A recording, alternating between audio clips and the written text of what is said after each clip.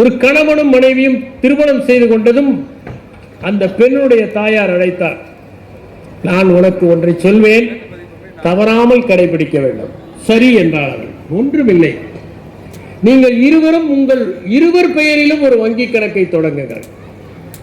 எந்த மகிழ்ச்சியான நிகழ்வு ஏற்பட்டாலும் ஒரு 1000 ரூபாயை அதில் போடுங்கள். உன்னுடைய வாழ்க்கையில் மகிழ்ச்சியாக உனக்கு ஒரு பதவி உயர்வு கிடைத்தால் அவர் போட வேண்டும். அவருக்கு ஏதாவது நல்ல பெயர் கிடைத்தால் நீ 1000 ரூபாய் போட வேண்டும். இருவரும் போடுங்கள் என்றார். இப்படி இவர்கள் போட்டுக்கொண்டே வந்தார்கள். 3 ஆண்டுகள் ஆயின. இருவருக்குள் பிரச்சனை. நாம் திருமணத்தை விட்டு விலகத்தான் வேண்டும் என்று அவன் பிடிவாதமாக இருக்கிறான். இவனுக்கும் ஒரு தன்முனைப்பு. இவனே அப்படி இருக்கும்போது நான் ஏன் இருக்கக்கூடாது? சரி, பிரிந்து விடுவோம்.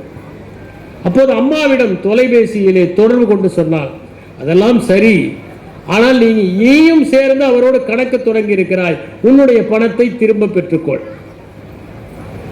அவள் கணவனிடம் சொன்னாள், என்னுடைய பணத்தை நீங்கள் எடுத்துக்கொண்டு வந்து கொடுங்கள், இந்த கணக்கை முடியுங்கள். அவன் அந்த கணக்கு புத்தகத்தை எடுத்துக்கொண்டு போகிறான். வங்கியிலே அமர்ந்து பார்க்கிறான்.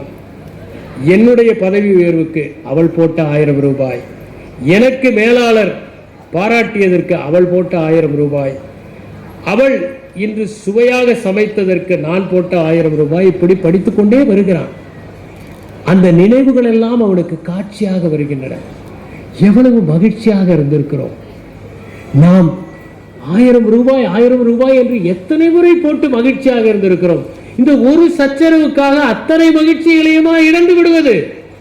நாம் இருவரும் சேர்ந்து வாழ்வதற்காக என்று 1000 ரூபாயை போட்டு கொண்டு வந்து அந்த வங்கி புத்தகத்தை கொடுத்தால் இருவரும் தொடர்ந்து வாழ்ந்தார்.